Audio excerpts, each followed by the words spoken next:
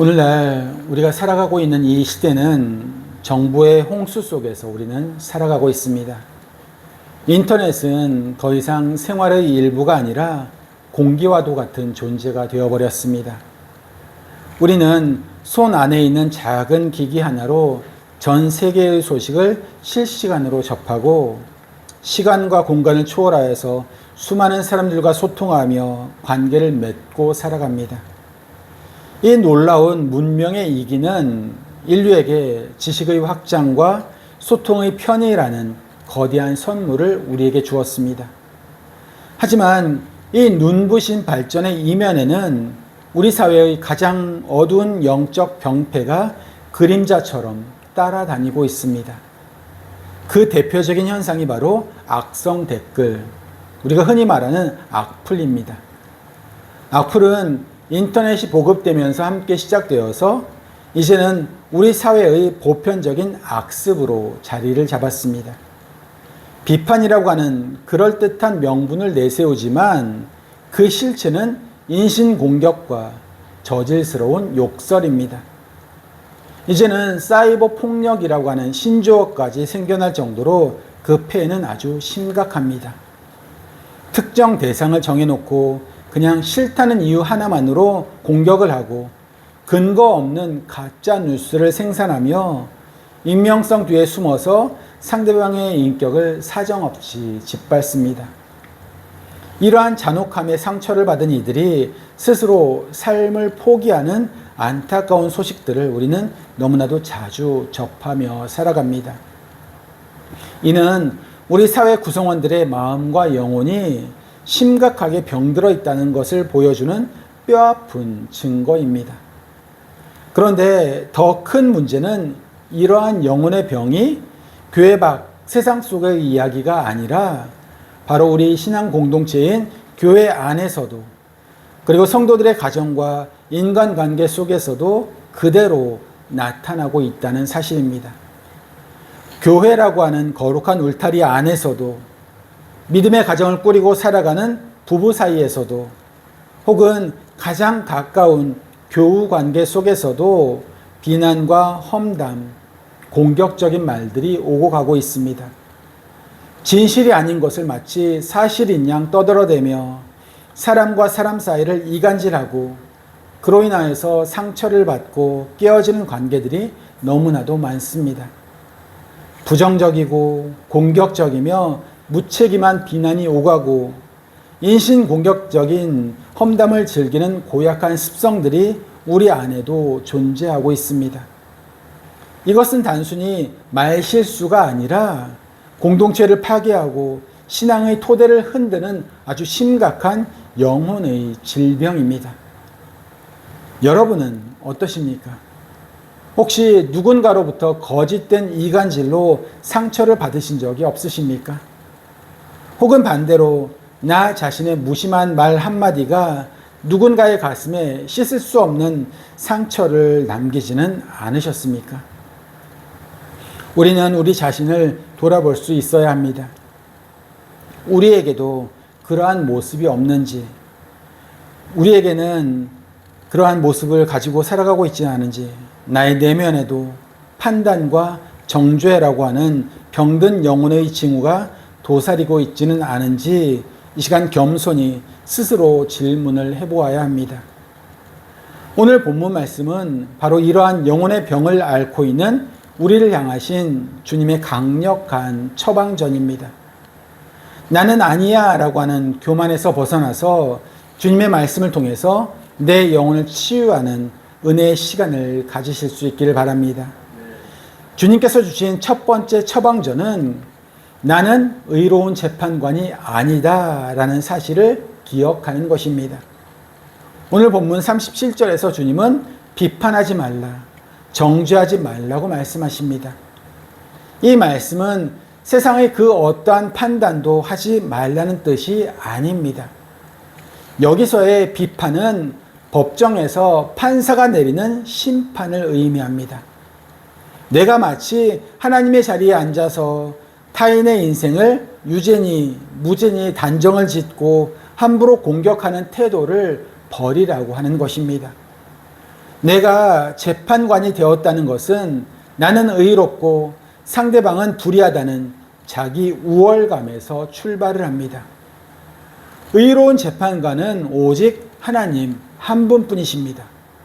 하나님만이 사람의 중심을 꿰뚫어 보시고 그 영혼의 모든 사정들을 다 아시며 공의로 심판하실 자격이 있으십니다.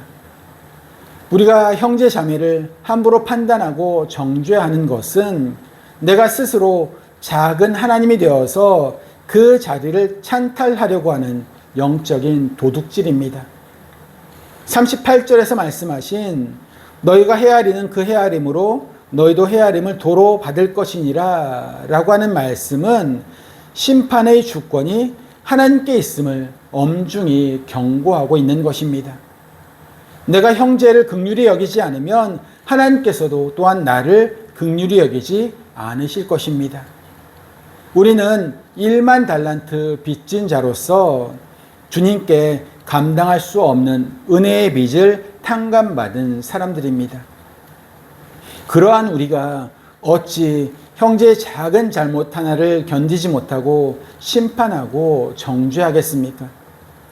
내가 의로운 재판관이 아니라 주님의 긍휼하심이 필요한 죄인임을 기억할 때 비로소 우리는 남을 함부로 판단하는 죄에서 벗어날 수가 있습니다. 두 번째 처방전은 겸손한 자기 성찰입니다. 41절에서 주님은 어찌하여 형제의 눈 속에 있는 티는 보고 내 눈 속에 있는 들보는 깨닫지 못하느냐라고 우리에게 물으십니다. 여기에서 들보는 집을 지을 때 사용하는 거대한 나무 기둥입니다. 내 눈에 있는 거대한 기둥이 박혀 있어서 앞을 보지 못하는 사람이 어찌 남의 눈에 들어간 작은 톱밥, 티를 빼내겠다고 나설 수가 있겠습니까? 우리는 다른 사람의 잘못에 대해서는 놀라울 정도로 예리한 눈을 가지고 있지만 내 안에 있는 죄악에 대해서는 소경과도 같습니다. 남을 가르치려 들기 전에 내 안에 있는 교만과 거짓들, 정욕이라고 하는 기둥을 먼저 제거해야 합니다. 왜 우리는 남의 잘못만 더 크게 보일까요? 내가 내 허물을 보지 못하는 영적인 소경이기 때문입니다. 상대방의 작은 티가 나에게 크게 다가온다는 것은 그만큼 내 마음이 좁고 나에게 여유가 없다는 증거입니다. 나의 죄를 뼈저리게 회개하고 하나님의 은혜를 경험한 사람은 남의 잘못을 보고 함부로 그에게 돌을 던지지 않습니다. 오히려 자신의 허물을 먼저 보며 하나님의 긍휼하심을 구하며 나아갑니다. 누군가에 대해 미움이나 험담이 올라올 때 그것을 상대방의 탓으로 돌리지 마십시오. 그것은 지금 내 영혼이 병들어 있다는 가장 확실한 증거입니다. 영혼이 건강한 사람은 자기 우월감이나 열등감에 사로잡혀서 다른 사람을 판단하지 않습니다. 만일 누군가를 무시하거나 질투하거나 험담을 한다면 그것은 내 영혼이 아직 치유되지 않았다는 증거입니다. 이것을 깨닫는 사람은 형제 자매를 심판하는 재판관의 자리에서 내려와서 하나님 앞에서 자신의 용서를 구하는 죄인의 자리로 돌아오게 될 것입니다.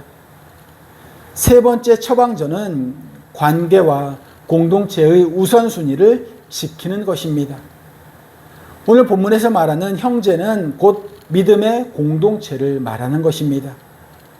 교회는 예수님의 주인 되시는 신앙 공동체입니다. 주님의 뜻은 서로 다른 우리가 하나님의 용서의 사랑을 입어서 서로를 용납하고 서로 이해하며 사랑의 공동체를 세워나가는 것입니다. 그런데 이러한 주님의 뜻을 깨뜨리는 것 가운데 하나가 바로 함부로 판단하고 서로 정죄하고 험담하는 행위입니다. 여러분, 관계는 말로 시작합니다. 말을 서로 나눔으로써 관계가 시작되고 발전하며 성숙해집니다. 동시에 이 말로 인해서 관계에 금이 가고 상처를 받으며 그 관계가 파괴되기도 합니다. 그만큼 말은 우리 공동체의 생명과도 직결됩니다. 우리는 말에 있어서 자주 실수하고 상처를 줄 때가 많습니다. 그러기에 더 많이 주의하고 더 끊임없이 노력해야 합니다. 비판보다는 격려를, 정죄보다는 기도를 선택하시기 바랍니다. 특히 제3자의 말을 듣고서 함부로 판단하는 일을 삼가야 합니다. 무엇보다 사람이 아닌 문제에 초점을 맞추십시오. 사람이 나쁜 것이 아니라 해결을 해야 할 문제가 있는 것입니다. 사람을 공격하면 그 관계는 파괴가 되지만 문제에 초점을 맞추면 공동체는 성숙해져 가게 됩니다. 공동체 안에는 누구나 다 차이가 있을 수밖에 없습니다. 우리는 모두 성인 군자가 아니며 여전히 죄성을 가지고 있는 구원받은 죄인들이기 때문입니다. 그러기에 서로 다르고 서로 많은 모순을 가지고 있습니다. 그러나 그 차이보다도 관계가 더 우선이고 문제보다 공동체가 더 우선입니다. 이것이 예수님의 눈높이입니다. 갈등이 생길 때마다 나의 정당성을 주장하기보다 예수님께서 원하시는 관계가 무엇인지를 먼저 생각하실 수 있길 바랍니다. 교회에 대한 무책임한 비판은 삼가야 합니다. 완벽한 사람들이 모이지 않았기에 완벽한 교회도 이 세상에는 없습니다. 나 자신도 완벽하지 않은데 어떻게 완벽한 교회가 있을 수 있겠습니까? 우리가 완벽한 교회를 어떻게 기대할 수 있겠습니까? 멤버로서의 책임은 문제를 비난하는 것이 아니라 그 문제를 붙들고 눈물로 기도하며 사랑으로 섬겨 나가는 것입니다. 한국 교회를 비난하기 전에 내가 먼저 교회를 사랑하기에 가슴 아파하며 기도하는 사람이 되실 수 있기를 바랍니다. 우리 강동 평강교회가 갈등 가운데에서도 서로를 이해하고 더욱더 소중히 여기며 사랑과 믿음과 소망을 나누는 성숙한 공동체가 되기를 간절히 소망합니다. 가장 근본적인 처방전은 바로 하나님의 은혜입니다. 주님은 좋은 나무가 좋은 열매를 맺는다고 말씀하셨습니다. 여기에서 나무는 우리의 내면을 의미합니다. 나의 내면에 무엇이 쌓여 있느냐에 따라서 맺히는 열매가 결정됩니다. 선한 사람은 마음에 쌓은 선에서 선을 내고 악한 사람은 그 쌓은 악에서 악을 내는 것입니다. 입술과 행동은 그저 마음의 통로일 뿐입니다. 나의 의지나 나의 노력만으로는 결코 좋은 나무가 될 수 없습니다. 우리 안에는 여전히 악한 것들이 쌓이기가 쉽기 때문입니다. 오직 하나님의 용서를 깊이 경험하고 그 은혜 가운데 거할 때 비로소 우리 안에 선한 것들이 쌓이기 시작합니다. 주님의 말씀이 우리의 내면을 채우고 성령님께서 우리를 다스리실 때 우리는 좋은 나무가 될 수 있는 것입니다. 사랑하는 성도 여러분, 우리는 모두 다 완벽하지 않습니다. 실수를 반복하고 때로는 넘어지기도 합니다. 그때마다 자책하거나 서로를 비난하지 마시고 다시금 하나님의 은혜 앞으로 나아가시길 바랍니다. 은혜가 우리를 고치고 우리를 더욱더 성숙하게 하며 좋은 열매 맺는 좋은 나무로 빚어가실 것입니다. 우리 강동 평강교회가 서로가 서로의 허물을 덮어주고 주님의 사랑을 나누는 좋은 열매가 가득한 아름다운 공동체가 되기를 간절히 소망합니다. 성경은 열매로 그 나무를 안다고 말씀하십니다. 이것은 열매를 맺기 위해서 애쓰라는 말이 아니라 너의 정체성을 먼저 확인하라는 말씀입니다. 내가 좋은 나무인가 혹은 못된 나무인가? 이 질문은 내가 지금 무엇을 쌓아가고 있는가에 대한 질문과도 같습니다. 우리의 마음은 저장고와 같습니다. 하나님의 말씀을 쌓고 기도를 쌓고 감사를 쌓은 사람은 그 저장고에서 선한 열매가 나옵니다. 반대로 비난을 쌓고 욕심을 쌓고 정죄를 쌓은 사람은 그 저장고에서 악한 열매가 나올 수밖에 없습니다. 이것은 결코 속일 수 없는 원리입니다. 입으로 나오는 말은 그 사람의 마음 가운데 무엇이 가득 차 있는지를 드러내는 가장 확실한 증거입니다. 여러분, 지금 여러분의 입술에서 어떠한 말이 흘러나오고 있습니까? 축복의 말입니까? 아니면 비난의 말입니까? 그것이 지금 우리의 내면의 상태입니다. 우리의 영혼이 건강해지면 자연스럽게 관계의 병도 치유가 됩니다. 영혼이 병든 사람은 관계를 늘 경쟁으로 바라봅니다. 하지만 영혼이 건강한 사람은 관계를 사랑과 섬김으로 보게 됩니다. 내가 의로운 재판관이 아니라는 사실을 인정하는 순간 다른 사람들을 향한 칼날은 사라지게 되고 그 자리에 이해와 용납이 들어서게 됩니다. 상대방의 티를 보기 전에 내 안에 있는 들보를 먼저 보는 사람은 그 어떠한 관계 속에서도 승리할 수 있습니다. 내가 먼저 낮아지면 상대방을 높일 수 있습니다. 내가 먼저 나의 잘못을 고백하면 상대방의 마음의 문도 열리게 되는 것입니다. 이것이 주님께서 가르쳐 주신 치유의 방법입니다. 비판하고 정죄하는 것은 매우 쉽습니다. 하지만 사랑하고 용납하는 것은 매우 어렵습니다. 하지만 주님은 우리에게 그 어려운 길을 가라고 말씀하십니다. 그것이 바로 생명을 맺는 좋은 나무의 길이기 때문입니다. 좋은 열매를 맺기 위해서 우리는 하나님의 은혜라고 하는 저장고를 가득 채워야 합니다. 은혜를 채운다는 것은 나의 자아를 내려놓고 하나님의 말씀이 내 안에 거하게 하는 것입니다. 매일매일의 경건 생활을 게을리하지 마시길 바랍니다. 말씀을 묵상하는 시간, 기도하는 시간은 그저 단순히 종교적인 의무가 아니라 좋은 나무가 되기 위한 자양분을 공급받는 시간입니다.